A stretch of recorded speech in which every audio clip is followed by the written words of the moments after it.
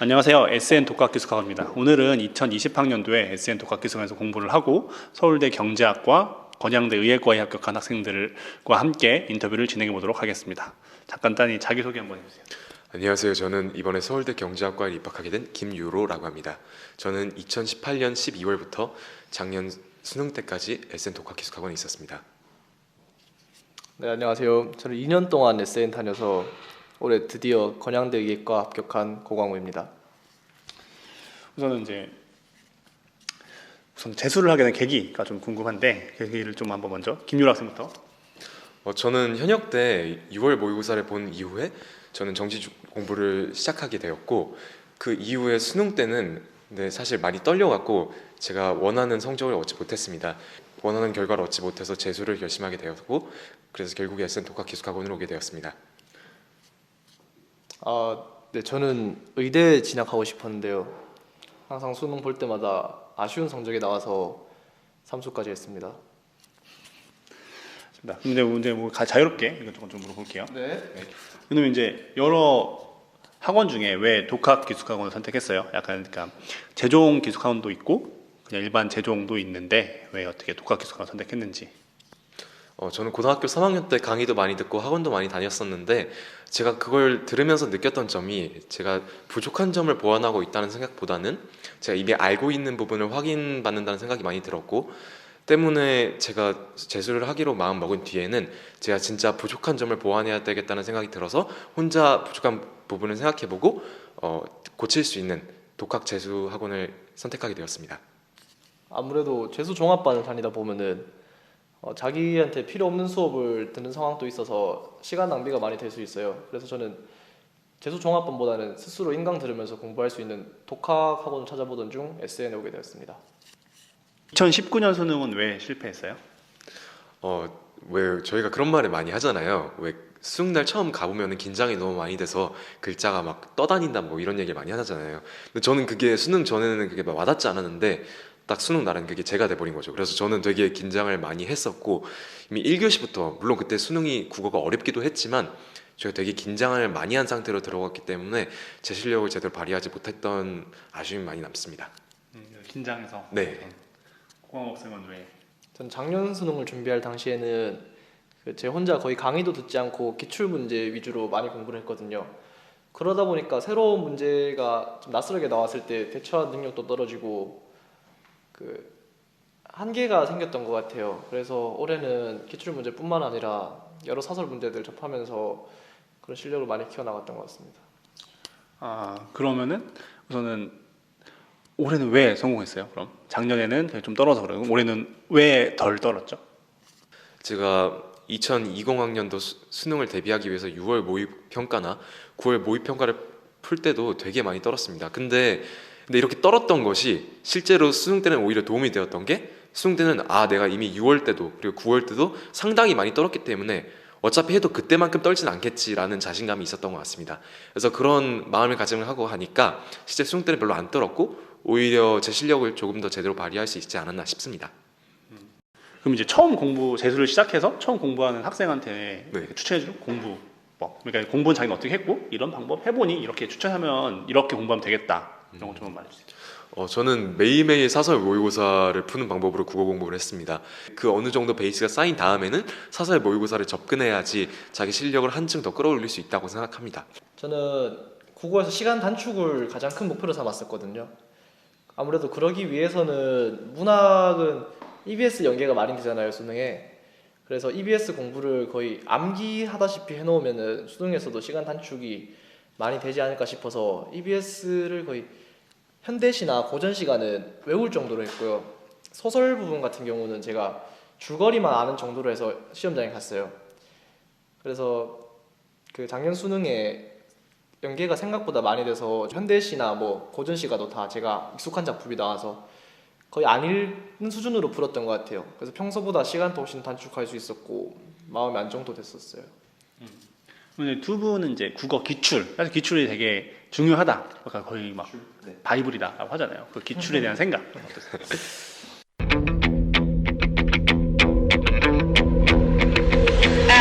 저는 재수하면서 거의 기출을 보지 않았던 것 같아요. 그러니까 수능 한 달 전을 제외하고는 항상 사설 모의고사를 통해서 새로운 지문들을 접하려고 노력하였습니다.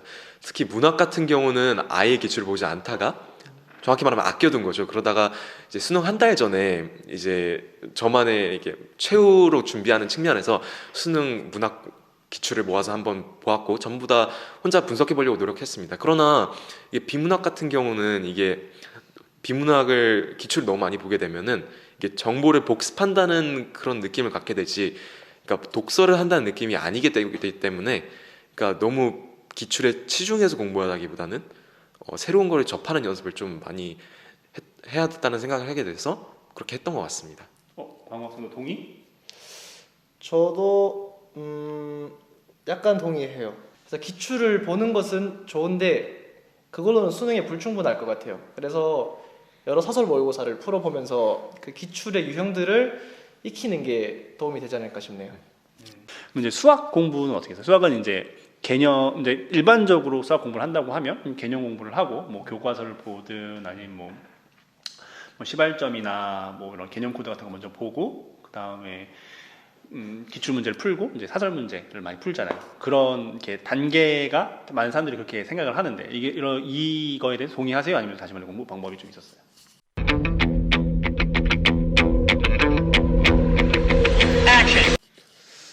저는 재수하면서 개념 공부를 딱히 하진 않았고 그냥 그 인터넷 강의에 패스를 끄는 다음에 강의는 듣지 않고 유명 선생님들의 강의를 구매해서 엄청나게 많은 문제집을 풀었던 것 같습니다. 그리고 모의고사, 수학 모의고사 하루에 하나씩 푸는 그런 문제풀이 방식을 선택했지 따로 개념을 재수하면서 공부했던 것 같지는 않습니다. 고광 학생은? 네, 저도 작년에 공부할 때는 개념이랑 기출 문제를 진짜 거의 바이블식으로 하고 저도 공부를 했었거든요. 다른 사설 문제들은 이건 평가원 코드에 맞지 않다 이런 생각을 제가 많이 가지고 있었어요.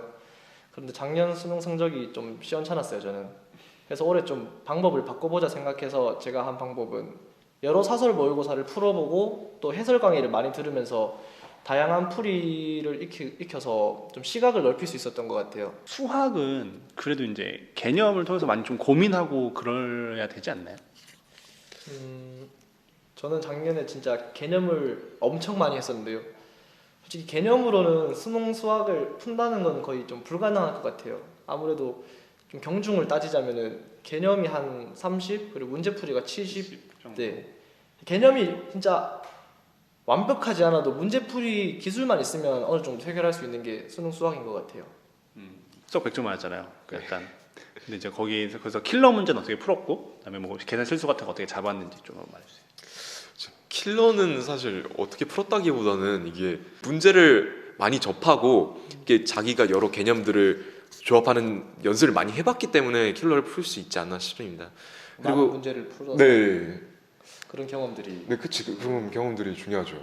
그리고 아까 그 실수에 대해서는 저도 처음에는 실수를 되게 많이 하던 학생이었는데 현역 때 말하는 거죠. 근데 제가 재수를 하면서 이제 시간이 남으니까 어떻게 하면 좀 더 그러니까 문제를 다 풀었을 때 약간 간지남이 좀 간결하고 있어 보여야 되잖아요. 근데 약간 글씨도 예쁘고 약간 뭐 FX 이런 거 쓸 때 막 약간 멋있게 쓰면 멋있잖아요. 근데 그러니까 그런 걸 연습하려고 그러니까 저는 글씨 자체를 맨 왼쪽 그러니까 가장 왼쪽에 붙여서 그러니까 공간을 최대한 확보하려고 하는 방식으로 풀이를 쓰기 시작했어요. 근데 이게 처음에 아무것도 아닌 것 같았지만 나중에 가면은 풀이가 깔끔해지면서 오히려 실수도 줄어드는 그런 영향력이 있었고 또 이걸 하는 과정에서 제 생각도 이제 난잡하게 이거 했다 이거 했다 이거 했다 하는 게 아니라 이거 하고 이렇게 단계적으로 정리가 되면서 그 암산 능력이나 이런 여러 가지 측면에도 도움이 많이 됐던 것 같습니다.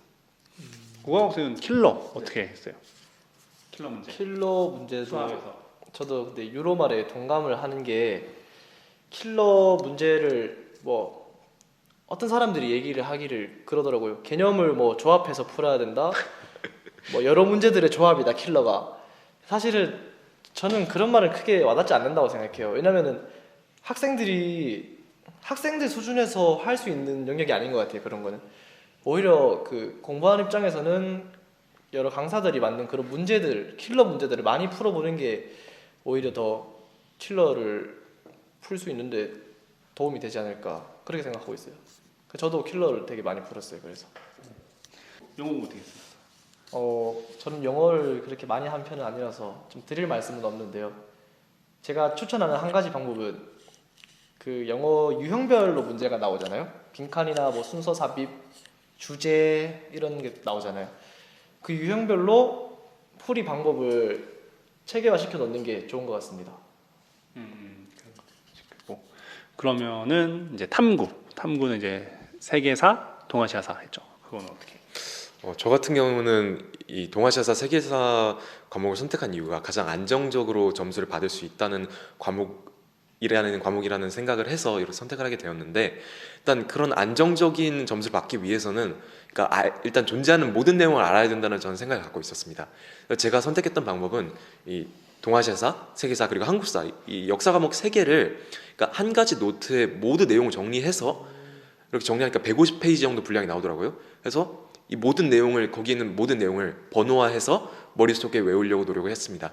그러기 위해서는 매일매일 이 공책을 뭐 2~3시간 정도는 무조건 받고 그렇게 했더니 이게 내용이 머릿속에 번호로 해갖고 저장이 되더라고요.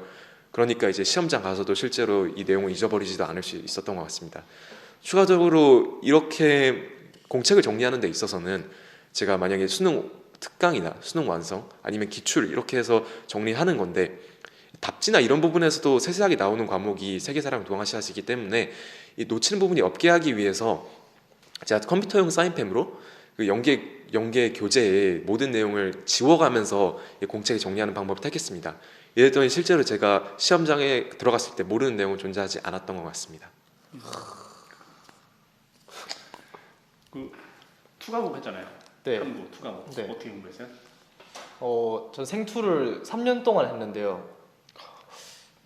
근데 생투는 제가 좀 추천드리고 싶은 과목이에요. 왜냐면 생투 문제 자체가 제가 한 3년 동안 진짜 수능에서 거의 예외 없이 동일한 유형으로만 문제가 나왔었거든요. 그래서 그 유형별 풀이를 빠삭하게 익힌다면 1등급 막는 거는 굉장히 쉬웠던 것 같습니다. 그다음에 이제 지구과학 했잖아요. 지구과학은 이제 또 20 수능에서 지구가 어려웠는데 또 전체는 한 문제밖에 안 나왔지만 또 어려웠고 많은 학생들이 힘들어했는데 거기에 대해서 좀 자기는 어떻게 봤고 또 어떻게 공부했는지. 사실 제가 지구과학을 시험지를 풀 때는 어렵다는 느낌을 별로 못 받았어요. 그런데 아무래도 수능 시험장이고 좀 긴장감도 있다 보니까 제가 평소에 하지 않는 행동들을 많이 했던 것 같아요. 예를 들어서 평소에는 제가 꼼꼼히 쓰면서 문제를 푸는 버릇이 있었는데 수능 때는 조금 시간의 압박도 있고 그러다 보니까 빨리 풀려고 눈으로 많이 풀어서 실수를 조금 많이 했어요. 그러면은 20 수능에 성공한 이유, 그 다음에 어떤 학생이 성공할 것 같은지에 대해서 한번 좀 얘기해 주세요. 저는 이게 두 가지가 사실 같은 질문이라고 생각하는데 제 생각에는 제가 그나마 좋은 성적을 얻을 수 있었던 이유가 제가 제 상황에 대해서 정확하게 인지하고 이거를 발전시키기 위해서 노력했던 게 좋았던 것 같습니다. 그러니까 재수에서 성공할 수 있는 학생은 그러니까 자기 상황에 대해서 정확하게 알고 이것을 개선하려고 노력하고 그리고 매일 이거를 공부하는 것에서 지치지 않는 학생이 결국에는 좋은 결과를 얻을 수 있다고 생각합니다. 고학생은 근데 그런 말들 많이 하잖아요. 수능이 얼마 안 남았을 때는 기출을 통해서 다시 한번 실력을 점검하는 것이 좋다. 근데 저는 그런 말보다는 기출보다는 그냥 끝까지 자기의 취약점을 발견해서 그 취약점을 메꾸는 방향으로 공부를 하는 게 좋다고 생각해요. 그래서 기출보다는 그런 취약점을 메꿀 수 있는 강의나 이런 거를 수능이 얼마 남지 않았더라도 계속 새로운 거를 도전하는 그런 방식으로 공부를 하는 게 좋을 것 같아요. 그럼 이제 수능 볼 때 꿀팁이랄까 아니면 마음가짐은 어떤 게 있으면 좋아요? 즉 여기서 저는 수능 시험을 봤는데 이쪽에서 수능 시험을 보게 되면은 그러니까 대부분 같은 반에서 보는 학생들이 이 학원에서 그 재수를 하는 학생들이거나 아니면 주변 학원에서 또 재수를 하는 학생들이에요. 그래서 반 분위기가 되게 좋았던 것 같습니다. 그래서 혹시 수능을 보게 되면은 그 이쪽에서 보는 게 되게 좋다는 하나의 꿀팁이지 않을까 싶습니다. 고학생은 네, 저도 이 말엔 동감해요. 제가 수능 봤을 때 제 시험장에 5명이 앉잖아요, 한 줄에. 5명 다 SN 사람이라서 되게 익숙한 분위기에서 시험 볼 수 있었고요. 수능 관련해서 마음가짐 하나 말씀드리자면은 저는 수능 직전에 사설 모의고사를 되게 많이 풀었거든요. 그래서 수능 볼 때도 그냥 이건 사설 모의고사니까 뭐 너무 그렇게 신경 쓰지 말고 그냥 대충 치고 빨리 가자 이런 마음으로 수능을 봐서 편하게 볼 수 있었습니다.